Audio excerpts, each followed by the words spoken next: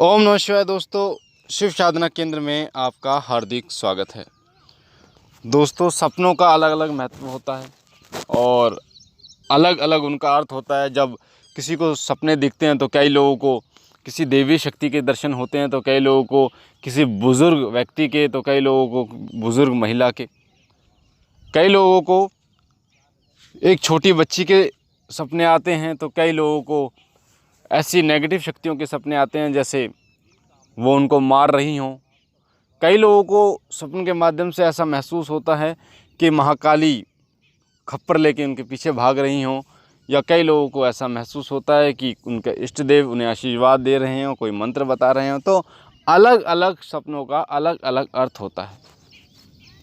पर यह बात सत्य है कि सपने जो होते हैं उनका अर्थ निकलता है। सपने जो हमें दिखते हैं उनका प्रभाव हमारे जीवन पे पड़ता है। हमारे जो दैनिक कार्य होते हैं उनके द्वारा तो हमें सपने दिखाई देते हैं, वो तो हमारे एक शारीरिक प्रक्रिया होती है। पर कुछ हमारे जो आध्यात्मिक सपने हमें दिखाई देते हैं, आध्यात्मिक मार्ग के कारण दिखाई देते हैं। आप किसी इष्ट देव की सेवा कर रहे हैं, उनके कारण आपको दिखाई दे रहे हैं। आपके घर में कोई नेगेटिव शक्ति है, उसके कारण दिखाई दे रहे हैं। आपके घर में कोई पॉजिटिव शक्ति है, उसके कारण दिखाई दे रहे हैं। आपकी पूजा लग रही है, आपकी साधना का फल आपको प्राप्त हो रहा है, उसके कारण आपको सपने दिखाई दे रहे हैं। तो अलग अलग सपने अलग अलग व्यक्तियों को दिखाई देते हैं। कई लोग सपनों का जवाब ढूंढने के लिए बहुत कोशिश करते हैं पर उन्हें नहीं मिलते, और ऐसे भी भाई और बहन होते हैं जिन्हें स्वप्न के माध्यम से अपने बहुत सारे प्रश्नों का उत्तर मिलता है। क्योंकि स्वप्न जो होते हैं उनसे हमें संकेत मिलता है, पूर्ण रूप से उजागर नहीं हो पाता उनका अर्थ। हमें उनका अर्थ पूर्ण रूप से पता नहीं चल पाता, मात्र और मात्र संकेत करते हैं। जैसे कई बार हम कोई बोली कबूली कर देते हैं कि हे भगवान, हे मेरे इष्ट देव, हे भोलेनाथ, अगर ये मेरा काम हो गया तो मैं यहाँ आ जाऊँगा, तुम्हारे दरबार में हाजिर होऊंगा, तो या फिर जागरण कराऊंगा। तो जो भूल चूक होती है हमारी काम होने के बाद, जिसे हम नहीं करते। जैसे कोई प्रसाद बोल के रखता है, कोई हाजिरी देने के लिए बोल के रखता है, कोई जागरण बोल के रखता है। तो ये सब जो बोल के रखते हैं, फिर जब उनकी बोली कबूली पूरी हो जाती है तो वो देवता का जो मान सम्मान है वो नहीं करते, तो वो भी सपने के माध्यम से वो दर्शाते हैं। और आज जो मैं आपको बताने जा रहा हूँ, जैसे कि मैंने बताया कि सपने के माध्यम से बहुत सारे प्रश्नों का उत्तर आपको प्राप्त होता है। तो एक ऐसे ही मंत्र के बारे में मैं आपको बताने जा रहा हूँ जिसके द्वारा आपके प्रश्नों का उत्तर आपको मिलेगा।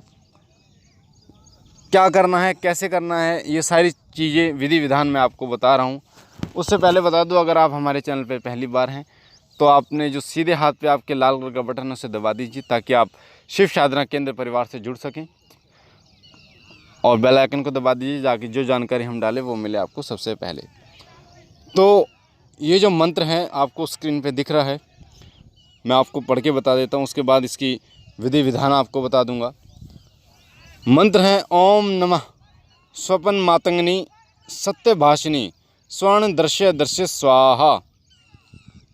ओम नमः स्वपन मातंगनी सत्यभाषिनी स्वर्ण दृश्य दृश्य स्वाहा, ये मंत्र है। और ये मंत्र आपको आपकी जो स्क्रीन है उस पर भी दिखाई दे रहा है, वीडियो की स्क्रीन पे। इस मंत्र को सबसे पहले सिद्ध किया जाता है, जागृत किया जाता है। कोई भी मंत्र शुरुआत में तभी कार्य करता है जब उसे सिद्ध किया जाता है। सिद्ध करने के बाद चाहे आप उसे 2 मिनट में प्रयोग कर सकते हैं, चाहे आप 1 दिन में प्रयोग कर सकते हैं, पर उसे सिद्ध किया जाता है, यानी उसे जागृत किया जाता है। उसकी जो चेतन शक्ति है उसको जागृत किया जाता है। वरना आप देखते होंगे कि कोई भी मंत्र है, कोई भी नाम है, उसका कोई अस्तित्व नहीं जब तक आप उसे सिद्ध नहीं कर लेते। जब आप उस मंत्र को सिद्ध कर लेते हैं तो मैंने आपको बताया कि आपकी वाणी सिद्ध हो जाती है, मंत्र जो आपकी जीवा पर रट जाता है। और जब वाणी सिद्ध हो जाती है तब उस मंत्र का आप जाप करते हैं, तो आपकी वाणी के द्वारा जो तरंगें निकलती हैं, जो ऊर्जाएं निकलती हैं, वो कार्य करती हैं उस मंत्र की। तो सबसे पहले इसे आपको सिद्ध करना है। 21 दिन में रात के 9 बजे बैठ के इस मंत्र को आपको 1 माला जाप करके सिद्ध करना है। समय जो होगा वो 41 दिन का समय होगा। मात्र एक माला आपको डेली करनी है इस मंत्र की, अपने इष्ट देव की जोत जलाकर। माला जो लेंगे आप, रुद्राक्ष माला से आप इस मंत्र का जाप करेंगे, और वो मंत्र जब आप जाप करेंगे तो उस माला को अपने गले में धारण करेंगे, जैसे मैंने बताता हूँ आपको, ताकि उस मंत्र की जो शक्ति है वो आपके अंदर समाहित हो जाए। जब ये 41 दिन के बाद आपको एक छोटा सा हवन करना है एक माला का। एक माला का जो आप हवन करेंगे उसमें आपको चीनी या बूरा हो वो मिला लीजिए, थोड़े से चावल मिला लीजिए जो अक्षत होते हैं, लोबान, कुछ गूगल मिला लीजिए, छोटे छोटे कटे हुए गोले आप मिला लीजिए, उसमें सामग्री ले लीजिए और घी। इससे आपको एक माला का हवन करना है। अब आपको आपके प्रश्नों का उत्तर आपको कैसे मिलेगा कि जिस दिन आपको आपके प्रश्नों का उत्तर चाहिए उस रात आपको एक माला इस मंत्र की जाप करनी है। एक माला जाप करने के बाद आपको गले में धारण करके उसे सो जाना है आपके प्रश्न को बोलते हुए।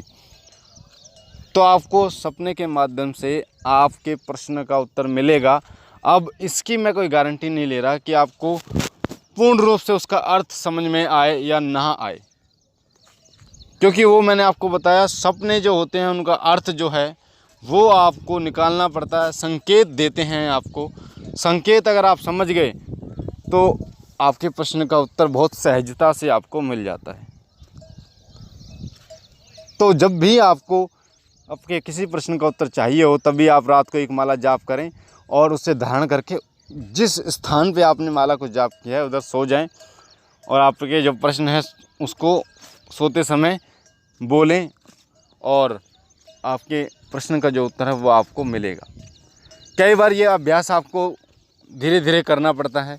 कई बार जब आप 41 दिन इस मंत्र का जाप करते हैं तो जब आप इस मंत्र का जाप करेंगे तो किसी न किसी तरीके से त्रुटि रह जाती है, जिसके कारण पूर्ण रूप से इसका फल नहीं प्राप्त होता।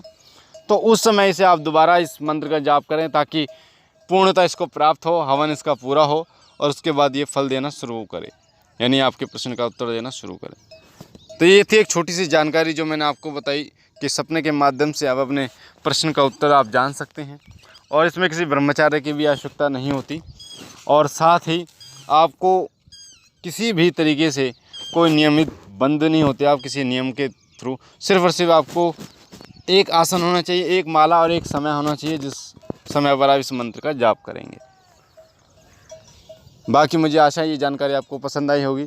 अगर आप पहली बार हमारे चैनल शिव साधना केंद्र पे हैं तो आपके सीधे हाथ पे जो लाल कलर का बटन है सब्सक्राइब का, उसे दबा के चैनल को सब्सक्राइब कीजिए ताकि आप शिव साधना केंद्र परिवार से जुड़ सकें। बेल आइकन को दबाइए ताकि जो भी हम जानकारी डालें वो आपको सबसे पहले मिले।